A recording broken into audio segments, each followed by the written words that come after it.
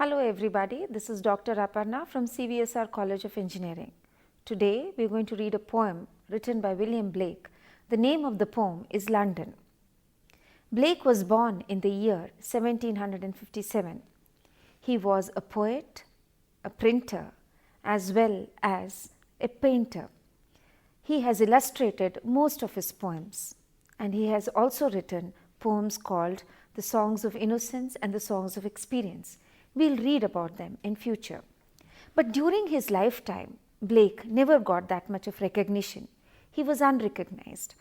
But later critics found that he was a great poet who wrote about the 18th century England. The poem that we are going to read about, London, he speaks about the 18th century England and what were the conditions of London during that time. Blake is considered as a seminal figure in history for both poetry as well as visual arts. In fact, he is considered as a romantic as well as a pre-romantic because his works came into force during the Romantic age. Now, he believed in the Bible, but he was very much against the established church. He was against any established religion. Why was he against the church is something which we will understand as we read through the poem. He was also against organized religion. He was influenced by the ideals and ambitions of the French and American revolutions, as well as thinkers like Jacob Boehme and Emanuel Swedenborg.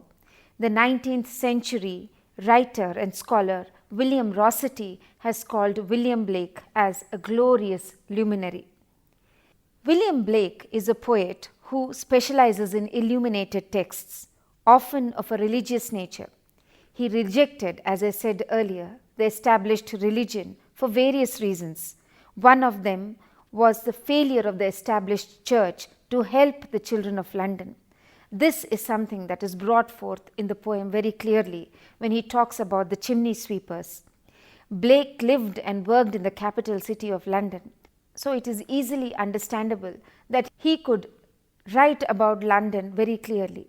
As we go through the poem, we will understand more about the city of London of the 18th century.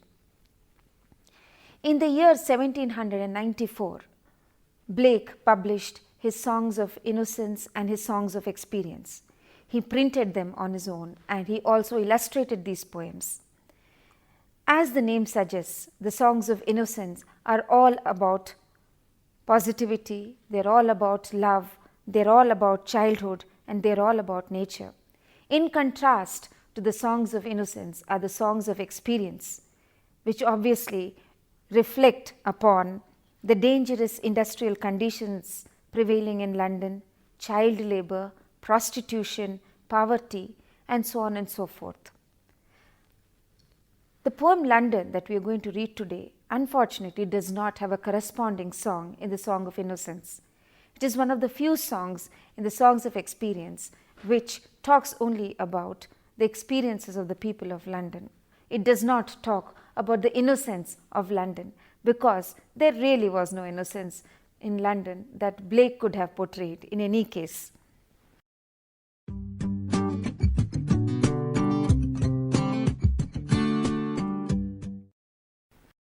Now let us understand the historical background of this poem. In the year 1789, the French revolted against monarchy and aristocracy. They used murder and violence to overthrow people in power. What people around the world understood was that monarchy could not last long and it could be overthrown by the common man. And this feeling was permeating into England as well, especially into the city of London. Blake was highly influenced by the French Revolution and he felt that the people could get their rights if only the monarchy and the established institutions could be overthrown. Such were the conditions that were prevailing in London at that point of time because the French Revolution was making waves and people were sitting up and noticing it. People were understanding that they could have their rights if they were not pressurized, if they revolted against the existing monarchy. So under such circumstances, obviously the government took stringent measures. It became very strict. It curbed the freedom of the people. It curbed the freedom of movement. People started living in fear. People were afraid of talking. People were afraid of moving. And this is what the poem London brings forth. Blake tries to tell us that people in London were not happy, that they were unhappy. There were marks of woe in their faces. They had despair in their lives. And how could this be removed? He tries to bring forth this trauma that the people of London faced in his poem London. One must understand that at that point of time, London was ruled by owners, landlords, people who were rich and who had the power in their hands. These were the people who were in the government. They curbed the freedom and independence of the people of London. They started controlling them. They started controlling their speech. They started controlling the movement. They started controlling everything around. So the people were really, really afraid of everything around them. And the poem starts when the poet is walking through the streets of London and he sees what is happening around him. He narrates each and everything that he comes across in the streets of London. He sees the people, he sees the young boys, he talks about the soldiers, he talks about various issues that the city of London was facing at that point. He talks about prostitution, he talks about the unhappiness that the young chimney sweeper was facing, he talks about the hapless conditions of the soldier, he talks about the marks of woe on the faces of the people. People in London at that point of time were not very happy. Let us now understand the poem in detail. I will read the poem out for you. I wander through each chartered street, near where the chartered Thames does flow, and mark in every face I meet marks of weakness, marks of woe. In every cry of every man, in every infant's cry of fear, in every voice, in every ban, the mind-forged manacles I hear. How the chimney sweepers cry, every blackening church appalls, and the hapless soldier's sigh runs in blood down palace walls. But most through midnight streets I hear how the youthful harlot's curse blasts the newborn infant's tear and blights with plagues the marriage hearse.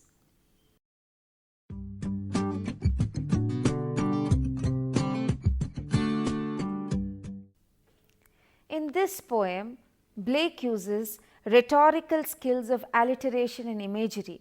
The poem is of 16 lines and divided into 4 stanzas with a rhyme scheme of ABAB. Now let us try to understand the poem in detail, stanza by stanza.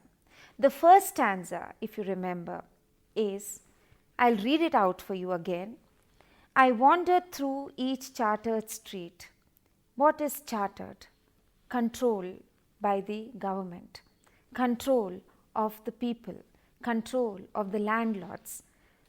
So, I is William Blake. He is wandering through the streets of London, which are controlled by the people, near where the chartered Thames does flow. Thames is a natural resource. Water is a natural resource. It is free for all, just as air is free for all. Do we pay money for breathing in? Do we pay money for drinking water? That is also controlled by the authorities in London. People have no freedom. The streets are controlled, and so is the river Thames. That is exactly what Blake is trying to tell us. As he is wandering through the chartered streets, streets that are controlled by authority, he comes across river Thames, which is also chartered, which is also controlled, which at least the authorities are trying to control. And mark in every face I meet marks of weakness, marks of woe. And every face that he comes across has this mark of weakness, of unhappiness. Woe is unhappiness. So nobody in London is really happy. Every face that he sees on the streets of London has that mark of despair, has that mark of woe, has that mark of unhappiness. People are afraid, people fear to even talk. This is the London of the 18th century that Blake is talking about. So as I was telling, London is a controlled city, controlled by power, controlled by authority, controlled by the rich, controlled by the government. So in a place like that, it has a stifling atmosphere. People are not happy. So as Blake is moving through the streets of London, he sees the marks of woe, marks of unhappiness, marks of despair on the faces of the people. And this is the 18th century England that he is talking about, 18th century London that he is talking about. Let us move on to understand the poem. Let us move on to the second stanza. In every cry of every man, in every infant's cry of fear, in every voice, in every ban, the mind-forged manacles I hear. Just see the repetition of this word every, throughout the stanza. It is emphasizing that wherever he sees, whether it is a child, whether it is a man, whether it is an infant, there is fear, there is stifling, there is unhappiness, there is a subjugation that the people are facing. So every man, every infant, every person that he comes across in the city of London lives in fear, lives in unhappiness, lives thinking that if he speaks out, he will be behind prisons. And then the last line of the stanza says, the mind-forged manacles I hear. It is not just the speech of the people that is curtailed. It is not just the movement of the people that is curtailed. It is the thoughts of the people that are also curtailed. It is as if human beings have become automated like machines. Mind-forged manacles. What are manacles? Chains that are tied. Minds are forged. Minds are bound by the manacles, by the chains. So human beings really have no freedom in London. They can't move around. They can't speak. They can't think. They have become automated.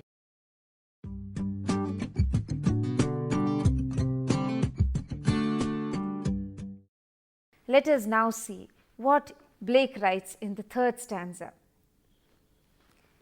How the chimney sweepers cry, every blackening church appalls. Now, chimney, as you know, is a very small unit that is there on top of a house, right above the kitchen. Now, chimney is not big enough for adults to go and clean. In England during those days, they used to use small boys and they would push them through the chimneys to clean the soot in the chimneys. It was a very dangerous task. It did not have any safety precautions or anything. Many boys would go up onto the chimneys and clean the chimneys, and obviously there were accidents and they would slip and fall, and of course there were deaths once in a while. Now, he is speaking about the conditions of young boys and girls in the city of London because they were poor, they were asked to work. Childhood is not a time where you work to earn money. Childhood is the time when you play, when you go to school, when you enjoy life. But unfortunately, at that point of time, young boys were chimney sweepers. They would clean the chimneys. And that is what Blake is against. He talks about the church. He is against the church. He cannot understand how the church can agree to the fact that young boys and girls can be used as chimney sweepers. So how the chimney sweepers cry, every blackening church appalls. It is appalling to see young children working. It is appalling to see them struggling so much.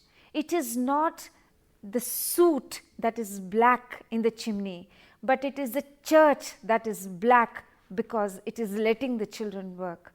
And That is what Blake was really against. He was against organized religion. He was against church because church let such things happen.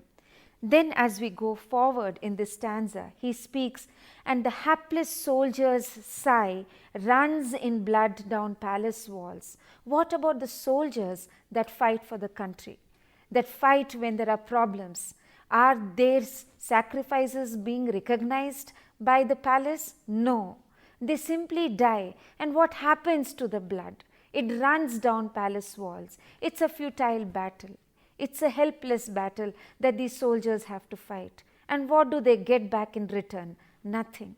So overall, who is happy in London? Are the people happy?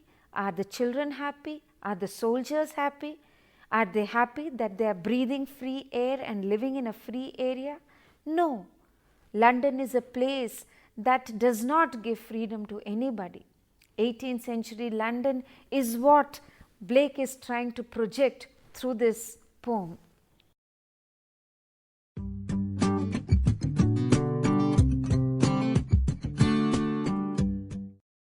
In the last and final stanza, Blake uses a more foreboding tone. He talks about young girls who go into prostitution because of poverty.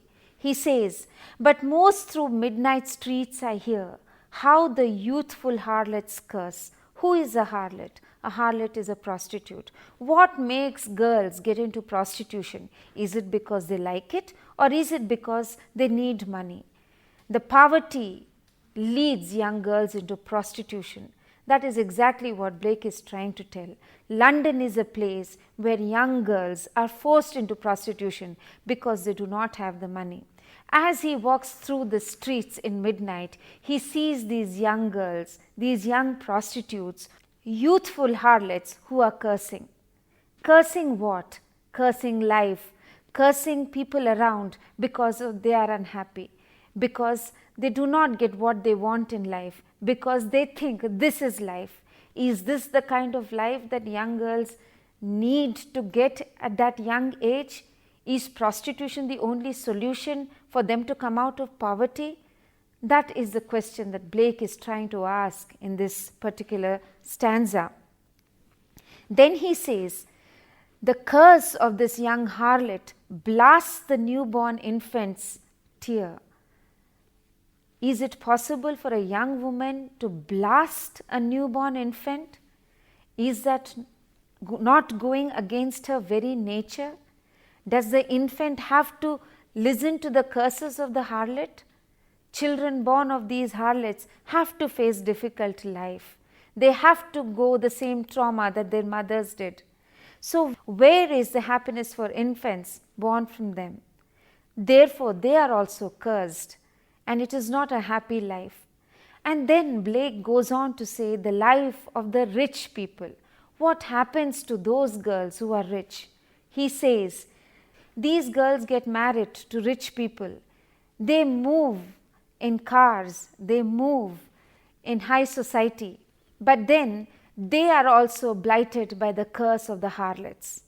In a way, Blake is trying to say that the young rich men of London use these prostitutes and finally leave them. And when they get married, this unhappiness passes on to the young wives. They not only pass on this unhappiness, but they also cause disease which they contract from the prostitutes. So in a way, is London a good place for anyone to live? And that is why, as I said, Blake was highly influenced by the revolutions, especially the French Revolution. He felt that the British, the English had to revolt against the existing authority so that everybody could have freedom, everybody could breathe free. London talks about that subjugation which the people were facing at that point of time. Right from the first stanza to the last stanza, this is what Blake is trying to talk about London. London was not a very happy place for anyone to live, and that is what we must try to understand.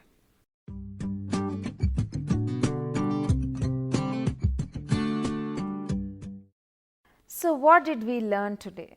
What does this poem teach us? What is William Blake trying to tell us? What is the condition of the city London when he was writing this poem?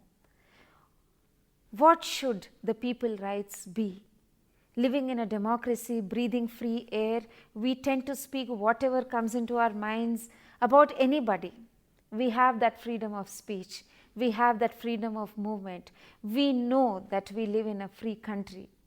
But then if somebody were to impose a ban on us, if somebody were to restrict our movements, and if we were to be afraid of speaking of what we wanted to speak, speaking our minds, how would our lives be?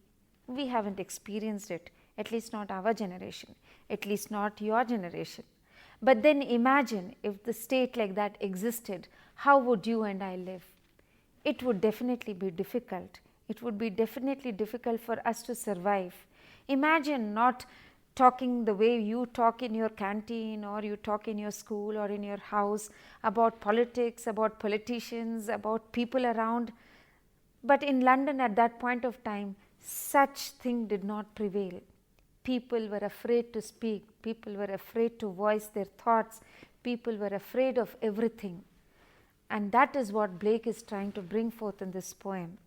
Right from the child to a grown-up man, to the young girl, to the chimney sweeper, to the soldiers, all these people that he has covered in all these 4 stanzas, he talks only about woe, marks of woe, marks of unhappiness, marks of despair, blood running down palace walls, church blackened, not with the soot in real terms, but blackened because it was exploiting young boys and girls to clean the chimneys. Is that the kind of life that we want to give to our future generations? Is that the kind of life that we would want to lead? And that is the reason why Blake definitely believed in a revolution. And this poem was published at the time when the French Revolution had come upon. And that is the reason the authorities had got scared and they started imposing restrictions on the people, because they were afraid that the people would really start revolting against them. Living in such conditions is indeed a very difficult task. And we do not know that because we live in conditions where we are free to do whatever we wish to do. I hope you have enjoyed listening to this poem as much as I have enjoyed teaching it to you.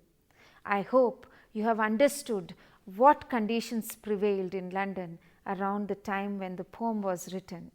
I hope you have understood that life is not just about joy and happiness, but it is also about unhappiness, grief and sorrow, and that people in the past did have such problems, and also in the future we will continue to have such problems, but then facing them and mitigating them is also an altogether new issue and a different dimension. Thank you very much.